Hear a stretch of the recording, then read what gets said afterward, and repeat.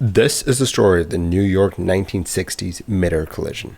Mid-air collisions are rare, but when they happen, they are deadly. We have made large strides in how we keep our aircraft separated in our skies, but despite that, collisions sometimes still happen. But at the dawn of the jet age, they were a lot more common. The crash of 1960 taught us a lot. On the 16th of December 1960, a TWA Super constellation was on the ground at Dayton, Ohio, with 39 people on board. Flight 266 was a one-stop flight to New York City with a stop in Columbus, Ohio. At another end of the country, United Airlines Flight 826 was on the ground at Chicago. The DC-8 would be making a non-stop flight to New York International. At 9 a.m. EST, the Super constellation took off from Columbus, Ohio, bound for New York. Soon it was in contact with the New York Air Route Traffic Control Center, or the ARTCC, who picked the plane up on their radar. The controllers cleared the jet to the Linden intersection. By the time the jet was at the Linden intersection, approach control was setting the plane up for a landing on runway 4. With this in mind, the jet was cleared to descend all the way down to 5,000 feet. Unbeknownst to the pilots of Flight 266, United Flight 826 was in the air as well. They contacted New York ARTCC at 10:12, and they were cleared from the Allentown VOR to the Robbinsville VOR, and after that to the presion intersection. But as they navigated this rather congested bit of airspace, they contacted the folks on the ground to let them know that their number 2 receiver was not working. This meant that one of the 2 VHF navigational receivers on the plane was out of commission.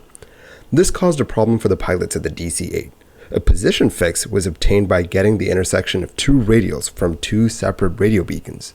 This was usually done with 2 receivers, but today they would have to do it with 1, meaning that their location fixes would not be as accurate. They would be flying into some bad visibility. 51 airplanes in the vicinity had reported that there were some thick clouds in the region, from 300 feet to 18,000 feet in some regions. Some pilots were reporting the tops of the clouds at 31,000 feet, and others were reporting ground contact at 4,000 to 5,000 feet. The weather was very patchy in some places, where the clouds were thick, and in some places it wasn't as thick. Before the era of onboard radars and things, you had to be careful. At 10:25, New York ARTCC gave Flight 826 some good news. They had gotten a new routing that would shorten their route by 11 miles. New York ARTCC might have to put the constellation into a hold, as idlewild approach control would take control of the plane as it was approaching the Preston intersection. As the DC-8 passed through 6,000 feet, the plane was handed off from New York ARTCC to the approach control at Idlewild. Flight 826 hailed Idlewild approach and said, "United 826 approaching Preston at 5,000. On the ground, the controllers started to notice something weird. There were 2 radar returns where there only should have been 1. The 2 blobs merged together over the Miller Army Airfield in Staten Island, New York. The 2 planes had collided. The constellation immediately went into a right-hand turn and fell out of the sky like a stone. The other radar blob, Flight 826, kept flying. For 8.5 miles, the plane seemed to defy odds and kept flying. But eventually its luck caught up with it. The DC-8 crashed at the intersection of Sterling Place and 7th Avenue in Brooklyn, New York. This accident had taken the lives of 134 people, including 84 people on the DC-8, 44 people on the Super Constellation, and 6 people on the ground. From the get-go, it was clear that a collision had happened. Not because there were 2 planes on the ground, but because they found large chunks of the DC-8's engines in the cabin of the Constellation. Both planes went through the other like it was nothing. There was no way that either plane would have survived this impact. It was now up to the investigators to find out why the 2 planes came together in the skies of New York. Without modern investigative techniques, it would be a challenge. So, what do we know? We have 2 planes that were not in the best weather coming into the same area, both being monitored by ATC. One of them was being actively vectored in for landing. The first question is, how far apart should the 2 planes have been? As per regulations of the time, the planes were supposed to be kept 3 miles apart. Quote, "A minimum of 3 mile separation shall be maintained between the aircraft being controlled in accordance with the procedures authorized in this manual, and between such radar controlled aircraft and other traffic being controlled in accordance with the instrument flight rules, unless standard non-radar separation is provided." End quote. With a mid-air collision, there's always one plane that isn't where it's supposed to be. The rudimentary flight data recorder that the DC-8 was carrying might be able to shed some light on what happened. When I say that the recorder was rudimentary, I mean it was rudimentary. The recorder logged things like altitude, airspeed, heading, vertical acceleration, and a few more things. Unlike modern flight recorders, which record a million different things. Since they didn't have the exact location of the planes when they collided, they had to get creative. To plot the course of the DC-8, they had to work their way backwards. They knew where the planes collided, they knew how fast and at what height the DC-8 was flying, so figuring out where the DC-8 went would not be too hard. What's really interesting about this crash is the way in which these investigators pieced together where the planes collided. In this collision, engines from both planes were dislodged at the moment of impact, and inertia kept them going in the direction that the plane was traveling at the moment of impact.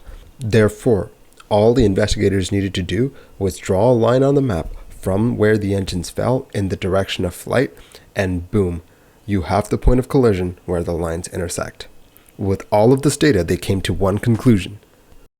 The constellation was exactly where it was supposed to be, and the DC-8 was not. Let's take a closer look at what the crews of Flight 826 were doing in the lead up to their collision with the constellation. As a quick refresher, Flight 826 had been issued instructions to hold at the Preston intersection. Further clearances would be received from Idlewild approach control. New York Center had handed them off and asked the DC-8 to contact Idlewild approach control. The pilots of the DC-8 were responsible for their own navigation. The last thing that Center said to the crew of the DC-8 was, 826 Roger, you have received holding instructions at Preston. Radar service is terminated. Contact Idlewild approach control. End quote. This is where two huge mistakes combined to cause chaos in the skies of New York. The first one is when the pilots of Flight 826 said that they were approaching the Preston intersection. They had actually passed Preston by a couple of miles. They were further along their flight path than they realized. We'll get to why that is in a minute. But remember the rerouting that the New York ARTCC gave them to save a bit of time? Well, the original routing would have them approach Preston from the southeast, but this new routing would have them approach Preston from the southwest. This critical rerouting information was never really passed on. Quote, in accordance with the information relayed to Idlewild approach control by the New York Center, United 826 would be approaching Preston from the southeast. However, the revised clearance via Victor 123 would have United 826 approaching from the southwest. This revised routing was not relayed by the New York Center to Idlewild approach control. End quote. Usually, the aircraft approaching Preston from the south are monitored by radar, but they saw nothing because Flight 826 was not where they expected it to be.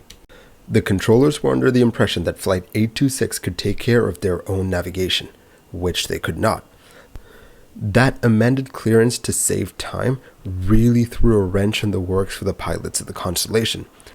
This rerouting meant that they had to descend more aggressively so that they could get the plane at 5,000 feet over Preston. Again, you have to remember, this is a pre-computerization age. You didn't have a computer counting down the minutes and seconds to your next waypoint or how much you had to descend. The pilots needed to do all of that math, sometimes in their head. The pilots had to be like, okay, we're on this airway and it'll take us 6 minutes to get to our next intersection at our current speed. In all of that hustle and bustle of this new clearance, the pilots forgot to calculate the time that it would take them to get to the Preston intersection after intersecting Victor 123. Quote, the crew apparently made no notation of the shortened time and distance from the interception of Victor 123 to the Preston intersection. The crew committed a primary error by apparently failing to record the time and distance required to comply with their new clearance. It is logical, with the rapidity with which the flight was being maneuvered, to assume that the tune and distance from the intersection of Victor 30 and Victor 123 to Preston was not corrected from the original time and distance associated with the Robbinsville/Preston clearance. End quote. This basically meant that they flew on the Victor 123 airway for the amount of time that they intended to and never updated it for the shorter clearance. Making all of this worse was that their second receiver was broken, meaning that they had to get a fix on their position by tuning the same receiver to multiple beacons to get their location. This, for obvious reasons, is imprecise and took away an opportunity to figure out that something was awry. But they didn't, and that took them right into harm's way. Thank you for watching this episode of Mini Air Crash Investigation. If you like the videos that I make, do consider liking and subscribing. Thank you. Stay safe.